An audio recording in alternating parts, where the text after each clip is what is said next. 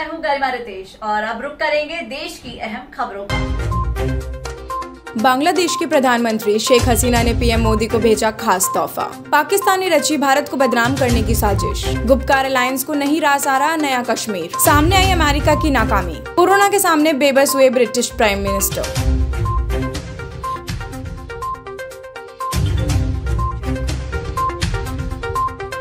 भारत में अगस्त तक कोरोना की तीसरी लहर। सीबीएसई ने बदली अपनी मूल्यांकन प्रणाली। महाराष्ट्र विधानसभा में बीजेपी विधायकों के खिलाफ की गई कार्रवाई। जेम्स एंडरसन का बड़ा कीर्तिमान। पूर्व राष्ट्रपति के बेटे निकले दल बदलू। आइए अब जानते हैं खबरें विस्तार से। बांग्लादेश की प्रधानमंत्री शेख हसीना ने प्रधानमंत्री नरेंद्र मोदी के लिए 2600 किलो आम उपहार के तौर पर भेजे हैं। बांग्लादेश की मीडिया ने इस बात की जानकारी दी। गौरतलब है कि भारत और बांग्लादेश मिलनसार पड़ोसी रहे हैं। भारत हमेशा बांग्लादेश की मदद के लिए खड़ा रहा है। मार्च में पीएम मोदी विदेश यात्रा और बांग्लादेश गए थे। कोरोना काल में ये उनकी पहली विदेशी यात्रा थी। अपनी इस यात्रा के दौरान पीएम मोदी ने बांग्लादेशी पीएम को 109 एम्बुलेंस और 12 लाख कोरोना वैक्सीन की डोज भी भेंट की।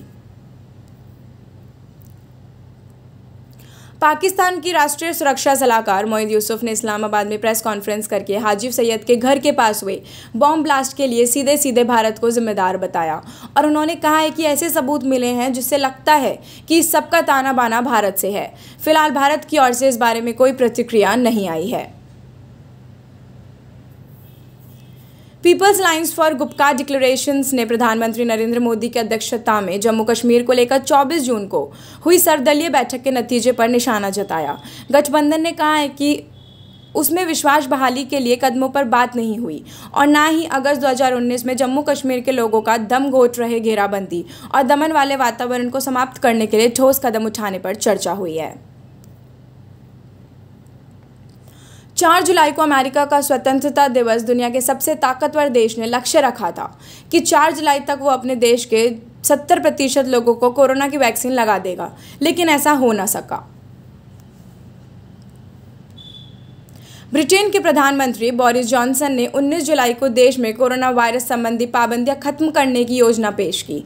हालांकि उन्होंने देश के नागरिकों को हिदायत देते हुए कहा है कि हमें कोरोना वायरस के साथ रहना सीखना होगा।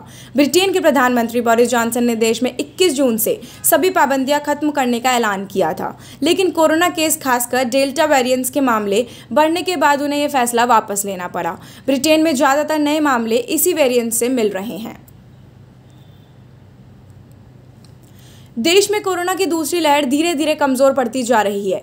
इसी बीच एसबीआई द्वारा प्रकाशित रिपोर्ट में यह दावा किया गया है कि भारत में अगस्त तक कोरोना की तीसरी लहर आ जाएगी। वह सितंबर तक यह पीक पर पहुंच जाएगी। सीबीएसई ने 2021 और 22 सत्र की 10वीं और 12वीं बोर्ड की परीक्षाओं के लिए विशेष मूल्यांकन योजना घोषित कर दी है। सीबीएसई ने कहा है कि एकेडमिक सेक्शन को 50-50% सिलेबस के अनुसार 2 भागों में बांटा जाएगा। बोर्ड ने कहा है कि पहली परीक्षा नवंबर-दिसंबर में जबकि दूसरी परीक्षा मार्च-अप्रैल में होगी। महाराष्ट्र विधानसभा के 2 दिवसीय मानसून सत्र को सोमवार को हंगामेदार शुरुआत हुई। महाराष्ट्र विधानसभा के बीजेपी के 12 विधायकों को 1 साल के लिए सस्पेंड कर दिया गया है। एक अधिकारी ने बताया है कि पीठासीन अधिकारी भास्कर जाधव ने बदसलूकी करके बीजेपी के 12 विधायक महाराष्ट्र विधानसभा से 1 साल के लिए निलंबित कर दिया गया है। इंग्लैंड के दिग्गज पेसर जेम्स एंडरसन ने सोमवार को अपने फर्स्ट क्लास करियर में 1000 विकेट पूरे कर लिए। उन्होंने लंकाशायर के लिए खेलते हुए कैट के खिलाफ मुकाबले में यह उपलब्धि हासिल की। पूर्व राष्ट्रपति प्रणब मुखर्जी के बेटे और कांग्रेस के पूर्ण सांसद अभिजीत मुखर्जी तृणमूल कांग्रेस में शामिल हो गए हैं। अभिजीत बैनर्जी ने कोलकाता में एक कार्यक्रम में टीएमसी की सदस्यता ली। विदेश सचिव हर्षवर्धन श्रृंखला ने सोमवार को कहा है कि कोविड-19 से निपटने के लिए भारत अपने संसाधन, अनुभव और विशेषज्ञता साझा करना जारी रखेगा। उन्होंने कहा है कि यहां तक कि महामारी के सबसे बदतर दिनों में भी उसने तथ्य को नज़रअंदाज नहीं किया कि वह भारत एवं वैश्विक समुदाय में रहता है। उन्होंने कोविड वैश्विक सम्मेलन में भी यह कहा, जहां प्रधानमंत्री नरेंद्र मोदी ने कहा है कि कोविड-19 रोधी टीकाकरण के लिए भारत के प्रौद्योगिकी मंच कोविन पोर्टल को जल्द ही सभी देशों के लिए उपलब्ध करवाया जाएगा।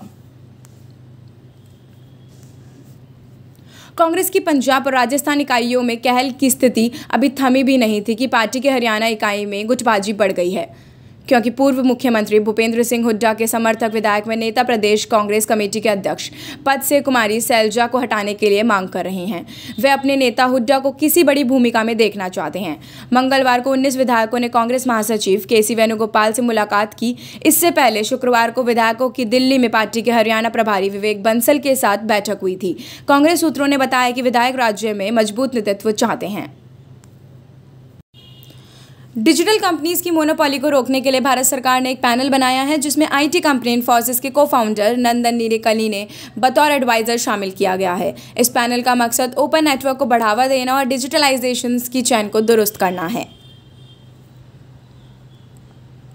पेटीएम की पेरेंट कंपनी 197 कम्युनिकेशन लिमिटेड अगले हफ्ते आईपीओ के लिए सेबी के पास मसौदा भेज सकती है। कंपनी ने इस आईपीओ के जरिए 17 से 18 हज़ार करोड़ रुपए जुटाने की योजना बनाई है। उत्तर प्रदेश के कई शहरों में सीबीआई ने छापा मारा। राजधानी लखनऊ में गोमती रिवर फ्रंट घोटाला मामले में छापेमारी हुई। सीबीआई घोटाले की एंटी करप्शन ब्रांच ने गोमती रिवर फ्रंट घोटाले में आरंभिक जांच के बाद तत्कालीन अधीक्षक अभियंता Roop Singh Yadav, Shiv Mangal Yadav, chief engineer Kazim Ali, assistant engineer Sushil Kumar Yadav के घर छापा मारा। राजस्थान की 2 अध्यक्षों के चयन के लिए 5 अगस्त और 18 सदस्यों के चयन के लिए 26 जुलाई को होगा मतदान। नगर निकाय उपचुनाव की घोषणा के साथ ही निर्वाचन क्षेत्र में आदर्श आचार संहिता लागू हो गई है, जो चुनाव प्रक्रिया पूरे होने तक लागू रहेगी। न्यूज़ में फिलहाल इतना ही। देश और दुनिया की तमाम खबरों के लिए देखते रहिए शुभ 24।